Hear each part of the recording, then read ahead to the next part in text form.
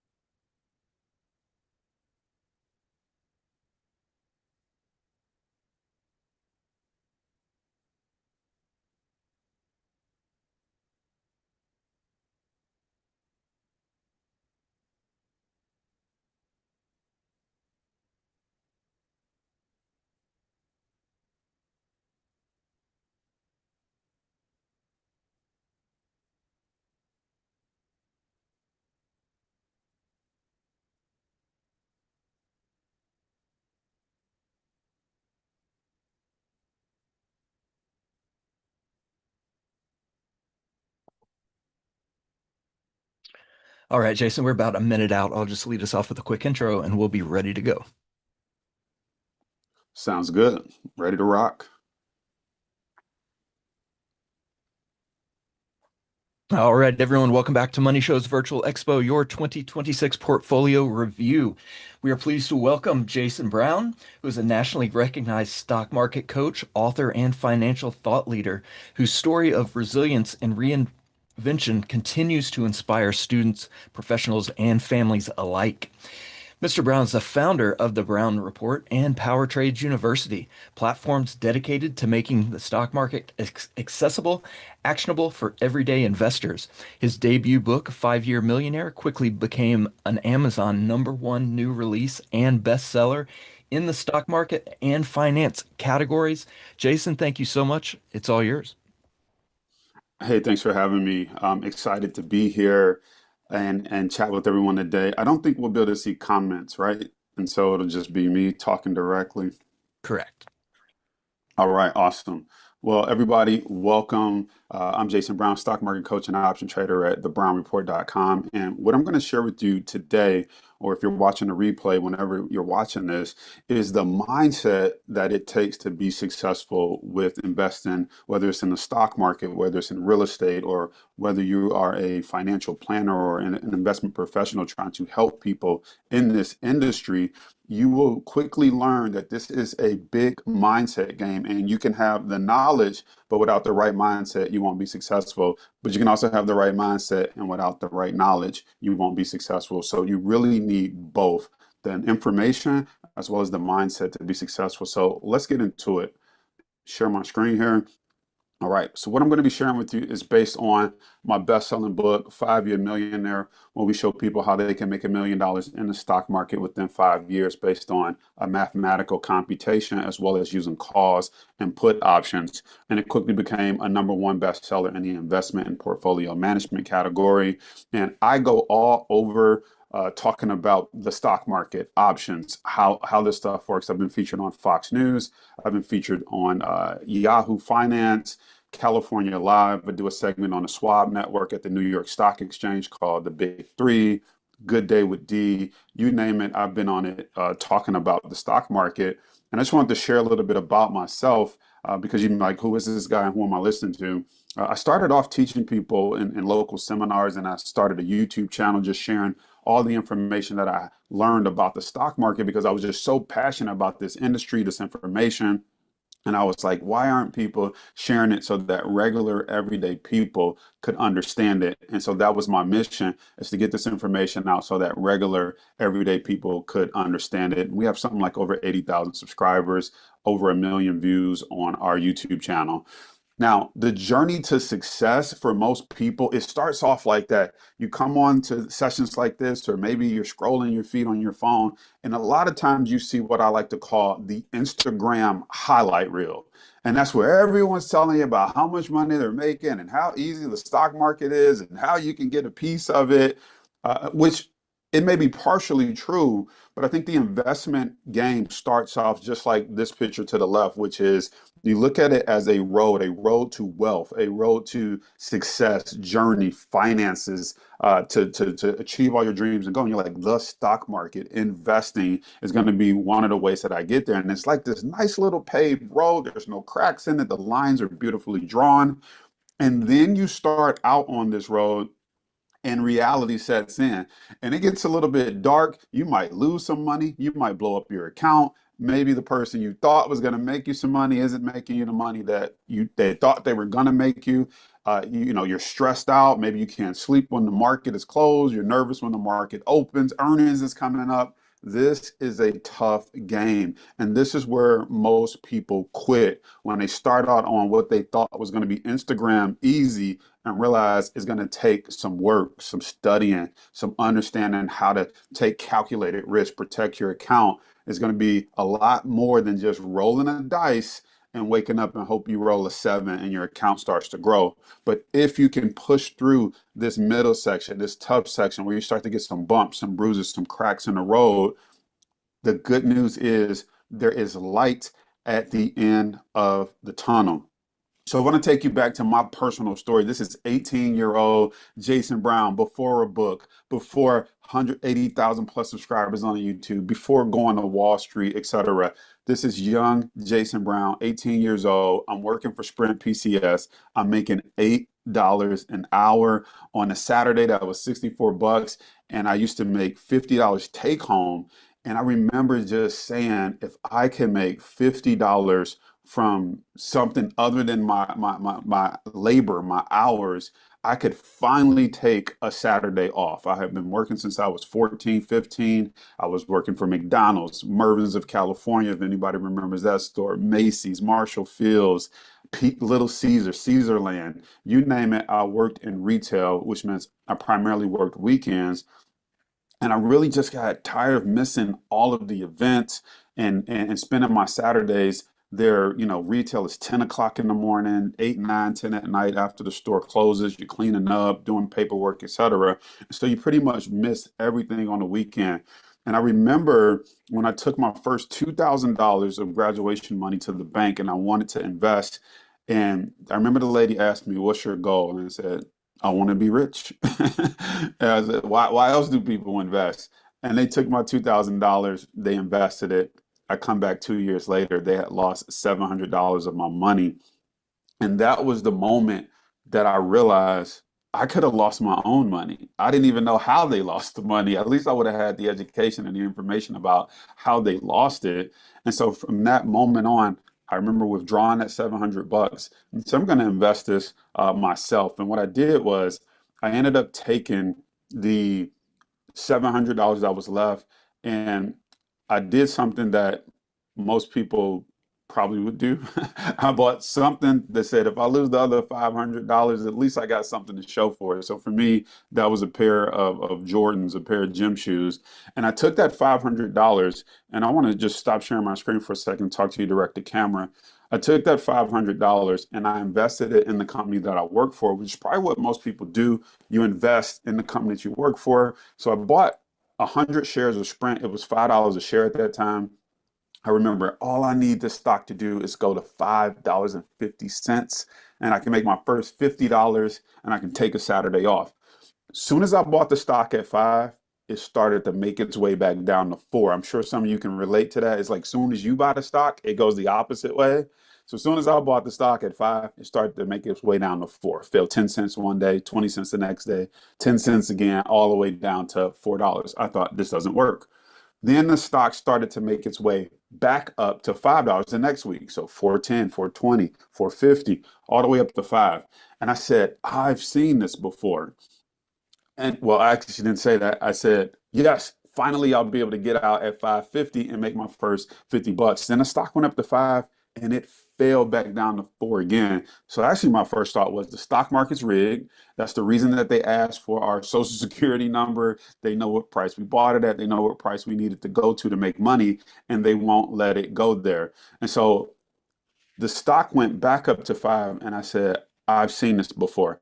And I got out at 5, stock fell down to 4, I got in, stock went back up to 5, and I made my first $100 in the stock market. That was my first foray into learning how the stock market works. What I didn't understand at that time is that there were patterns, and that was called a channeling stock pattern. The stock was channeling between 5 and 4, 4 and 5, 5 and 4. And so what's important as you start out your journey in the stock market, it's not about how much money you have. It's about the goals that you have and what goals are important in you. At that time in my life, only having $500, the goal was to make $50 so I can take the weekend off. And what I'm here to share with you is it doesn't matter how little you have or how much you have. You need to know, why are you doing this? Why do you want to learn this? Why are you playing this game? For me, being born and raised in Detroit, you can see bars on the window. I was in this really small house that we lived in. We grew up sleeping on the floor in sleeping bags. And I just hated our neighborhood. There was drugs, there was gangs, there was bars on the window to keep people from stealing our TV. I'm like, it's just a TV. Why are we trying to protect so little? And so my goal was to change our family's financial future and get out of the neighborhood, the living situation that we were in. And so my question to you, as you start to venture on this journey, is what are you tired of? Because you got to get tired of whatever your situation is. Now, it might not be as drastic as mine. You might not be in a neighborhood with bars on the window, drugs and gangs in the neighborhood, but that was my reality. But maybe you're tired of not being able to donate to your church, your charity, your community like you really want to. Maybe you're tired of having car loans or student loan debt. Maybe you're tired of not being able to make an impact in the community, whatever it is, I want you to think about that and make a note and say, whether that's after the seminar or maybe you're thinking about it during the seminar, what am I tired of that I want to use the stock market as the gateway to get me on the other side, to help me achieve my dreams and goals? Because working, I won't say it can't get you there, but the stock market from where I was at, when I looked at my job, my opportunities, it was to go work for Ford, GM, or Chrysler, or I was destined to stay in retail sales and working weekends all of my life. And I said, I gotta find a way to have my money work hard for me instead of me always working hard for it. And so you got to get tired. I remember dating this young lady and I drove out to her house. That was the first time I saw a house that didn't have bars on the window. I was so excited. I told her, "Can you take a picture of me in front of your house?" That's me in my 1985 Cutlass Supreme $2,500 car. That was the most expensive car that I could afford at the time. And when I think about why this picture is so significant to me, it's because your vision will expand if you can get around other people, if you can see other things. I have this saying that one day I wanted to buy a what do they do house. And for me, if you've never heard that term before, I've coined that phrase because it's when you walk up to somebody's house and you say, what do they do? Right? You're looking at that like, what? I know you with me on this. You walked up to someone's house and you said, like, what do they do? And I remember talking to her and her parents, and their parents were engineers. And I said, well, I'm going to school for engineering. I'm switching my major because that exposure, that was the first time I saw a house that didn't have bars on the windows. I thought everybody had bars on the window. The only people who didn't were people who lived in California or something.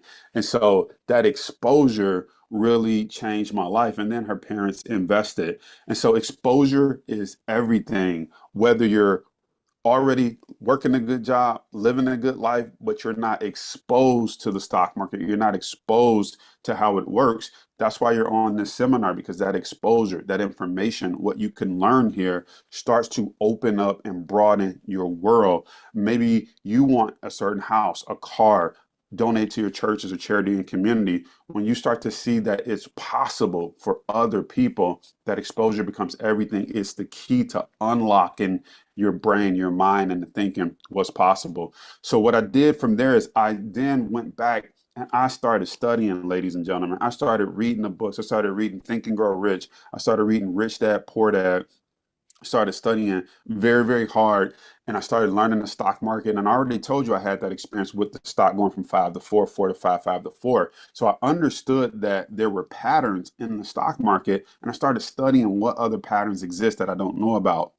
I had a scholarship to Wayne State University in Detroit, Michigan, Mike Ehler School of Business. And so I applied for financial aid because I knew that we were poor and I could use the financial aid for living expenses. And I got a $10,000 student loan refund.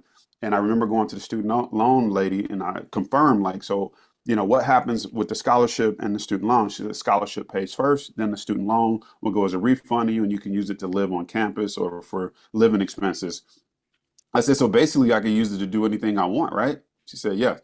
So I took that $10,000 student loan and I invested it in the stock market because I had already been trading those patterns off that $500 and I got really good at it and I started studying and reading books and understanding that there were more patterns, cup and handles, head and shoulders, reversal patterns. And I grew that $10,000 to $113,000 as a 21-year-old college student. So I did what any good college student would do. That's right. I dropped out of school. I dropped out of school because I had made more money trading and investing in the stock market than I had studying to become an engineer.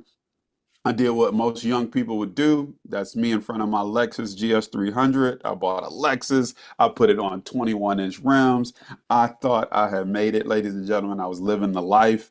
In fact, I had grew that account up to $300,000 over the next 2 to 3 years. So I had grew it from 100,000 to $300,000. And then here's what happened to me. One of the things that happened to me that kind of changed my life was that I grew that account to $300,000, and then I risked a quarter million trying to make half a million.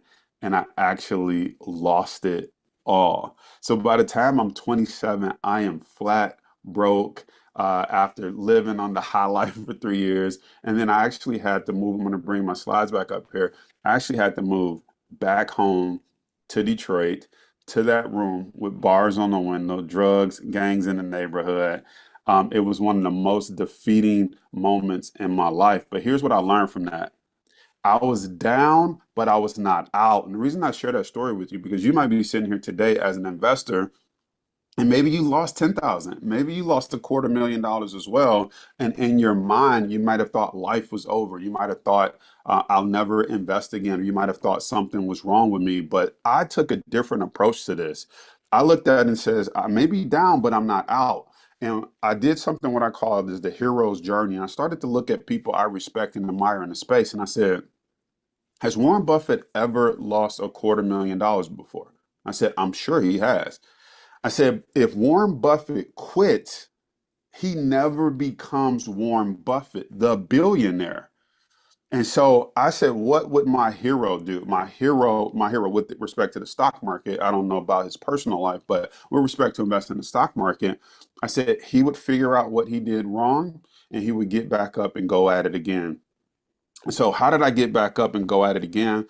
Number one, I created a vision board. I said, okay, if I'm going to dream and go back after this, what would make it worth it to me?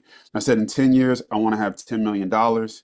I want to have three homes, one in Michigan, another country, California. I want to have three cars, a Bentley, a Ferrari, or a Lamborghini, or everyday cars, an Impala. I said, I want to do live seminars here, as you can see on the screen. I also said, I want to be a millionaire by the time I'm age 40. I drew three little stick figures. I didn't know at the time that would be my wife and two kids, but I drew three little stick figures. Said I want time to spend with my family. I said I want to be happy. And what does that mean? I said healthy, physically, mentally, spiritually. And down here I wrote, I want to know. I just want to know if I have what it takes to get back up again after being knocked down. I just want to know if I have what it takes to make $1 million off my own effort, bring $1 million worth of value to myself and to the world. And so I created a vision board for myself. And I want to share with you that you have to have a vision for your life because this is tough trying to make money from the stock market. This is tough trying to take your hard earned money and put it at risk. And we actually don't know if it's ever going to come back to us. So you got to have a vision for your life. So, what I started to do from this moment on, I started to teach what I did wrong. I started doing seminars around Metro Detroit. I'm like, I over leveraged here. I should have used put options to protect my account here. Here's why you don't want to revenge trade. Here's why you don't want to overtrade. Here's why you want to take a calculated risk. Here's why you want. I started teaching all of the things that I actually did wrong to people because I was fascinated. And they say you don't know a thing until you can teach a thing. And I started sharing with people all over Metro Detroit how it works. And this one I started to share with a library, which here's what's interesting. I did this seminar for actually a financial group, and then also started doing some seminars at the library. You know, if I'm being real honest with you, being young, being black, being broke from Detroit, making money, losing money, I didn't think anyone would want to hear about the stock market from me. And for the longest time on my YouTube channel, if you looked at some of my older videos, I would never show my face because I thought, man, who wants to hear from me? A young guy, black guy, broke from Detroit, made money, lost it all. But I actually had a passion for this and I had information that could really help people. And the reason I say that is because we go back here, room full of African Americans, go back here, room full of Caucasian people, older. And what I realized about this money in the stock market is that it's not a black or a white thing. I realized that it is a green thing. We are all trying to get money. We are all trying to figure out how the stock market works so that we can make it work for our families, so we can make it work for generations to come, so we can all plan for retirement and then support our churches, charities, communities in the way that we feel can make an impact in the community. So everything that I thought was my disadvantage ended up being my advantage. You see, if I didn't lose all of that money, I never would have started to think about risk management. I never would have started thinking about teaching. What did I did wrong? What could I learn from it? I would have just quit and said, this doesn't work. The stock market isn't for me. And I'm so glad I didn't do that, because what happened is I also went back to school. So again, what I thought was my disadvantage ended up being my advantage. I'm actually glad I dropped out of school, because I was studying to become an engineer, because that's what the young lady told me her parents did. When I went back to school and graduated the second time, I went back and got a finance degree, because I officially knew what I was passionate about and what I wanted to study. So again, what I thought was my disadvantage, dropping out of school, losing that money, ended up becoming my unfair advantage. As I started to grow and build my investment account back up, and eventually getting it to over $1 million, I actually ended up donating to the Molecular School of Business at Wayne State University. And on the second floor in that building, there's a plaque donated to the Brown Report, or should I say, recognized in the Brown Report for its generosity. And it says, "You'll never go broke taking a profit." That was one of the sayings or things I learned along the way from losing all this money. And so I want to share with you that no matter how tough the road looks, how many mistakes you might have made on that road, I want you to think about finishing what you started. You see, most people start stuff and quit is if it's not going their way, but it's only the people who double back and say, what did I do wrong? How do I finish what I started? How do I set out on this journey? I still want what I said I want. Now, how do I finish it and finish strong? On that vision board I shared with you, I've said I want a house, I want a car, a Ferrari, a Bentley, or a Lamborghini. Well, ladies and gentlemen, I humbly share this slide with you because we ended up buying the house on the lake when we had our first kid. We kind of did the tables blue and pink. And that's my mom and my brother down there in the corner. And this picture is just so powerful to me because I could just imagine what was going through my mother's head. Like, wow, look at my son from where we come from, bars on the window, drugs, gangs in the neighborhood. She did the best that she could, kept us in church, took care of us, made sure we got to school. And she got a chance to see the hard work pay off, not being a rapper, not being a basketball player, not being able to sing or act. I actually ended up buying the Ferrari. I know everybody's not into cars, but it wasn't about the car for me. It was about the ability to finally check something off my dream list and be able to pay for it with legal money, or money that I use my brain to earn. I use my, money to make money for me. And I actually put "I invest" on the license plate, because people are always asking, "What do you do? What do you rap? What do you play?" And I'm like, I don't do any of that. I invest. And so we put "I invest" on the license plate. But I share this with you because I wrote this on my vision board and I put in the work to have it come to fruition.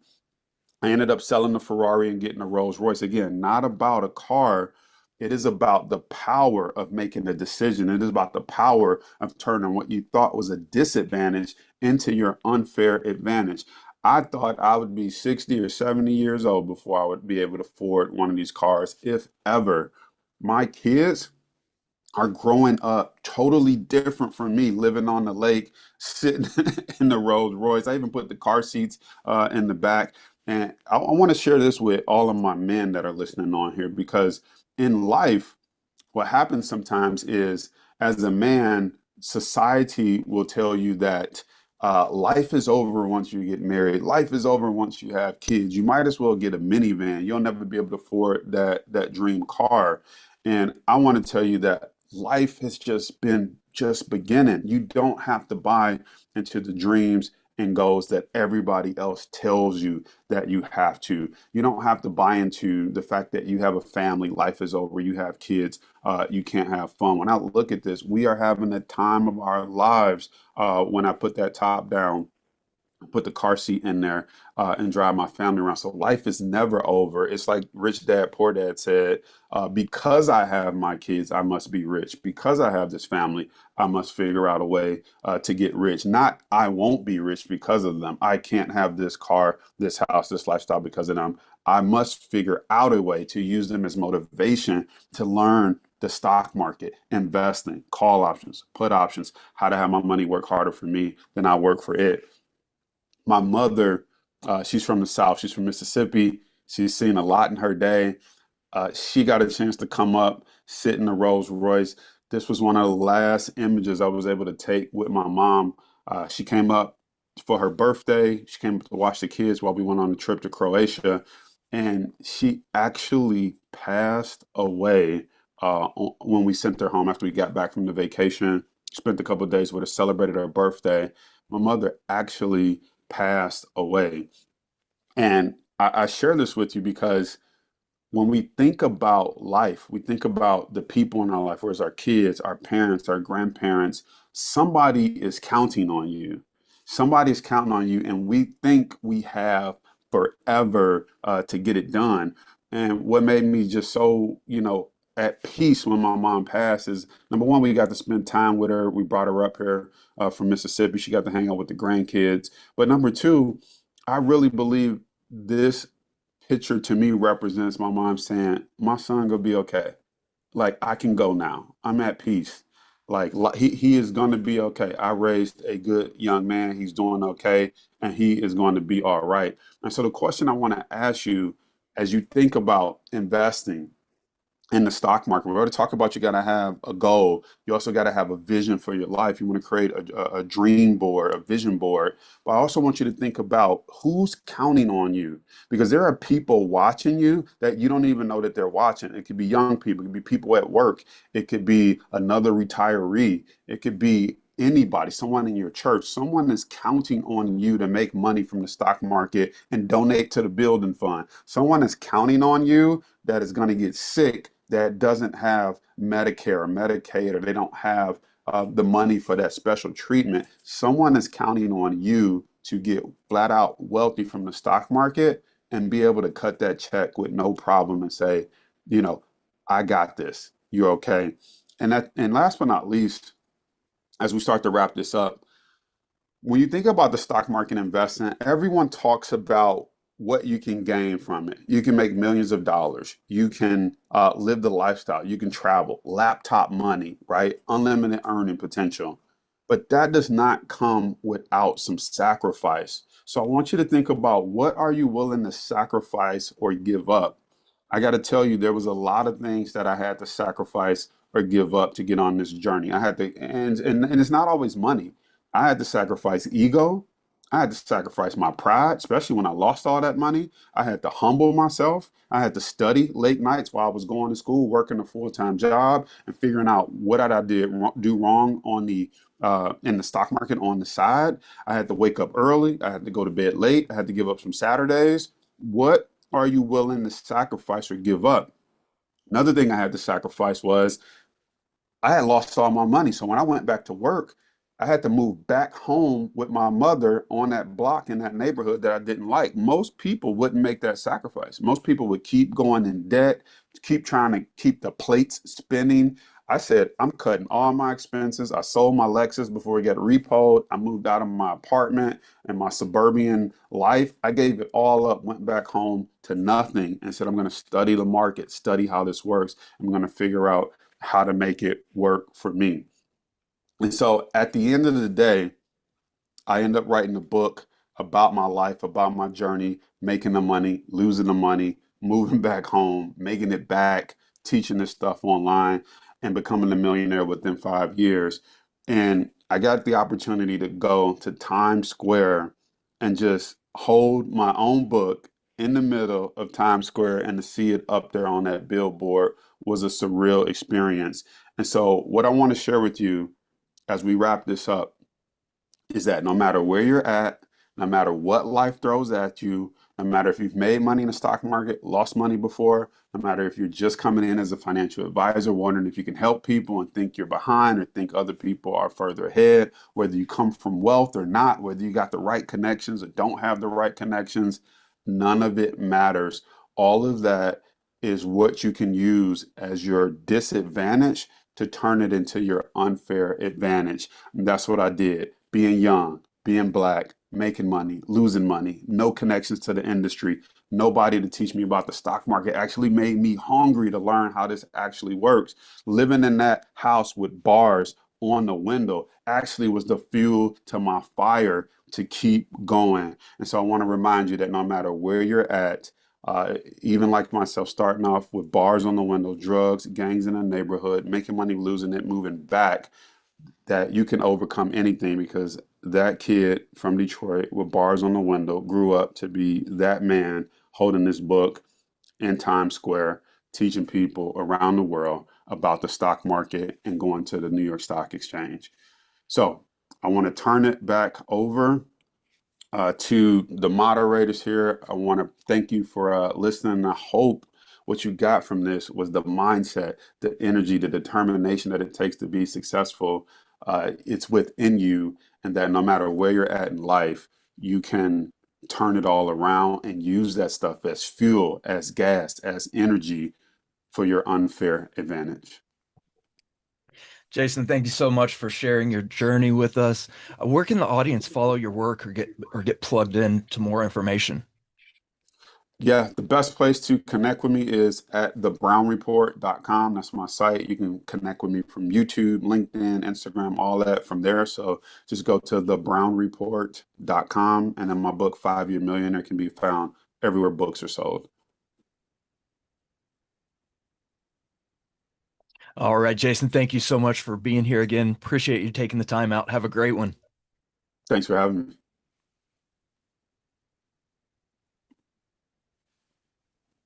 And a big thank you to all of those in attendance. You're watching Money Show's Virtual Expo, your 2026 portfolio review. We were just speaking there, Jason Brown, founder of the Brown Report and Power Trades University. So stick around. We have more great content over the next half a day to close out this last day of the Virtual Expo. Thank you again for being here. We'll be right back with you.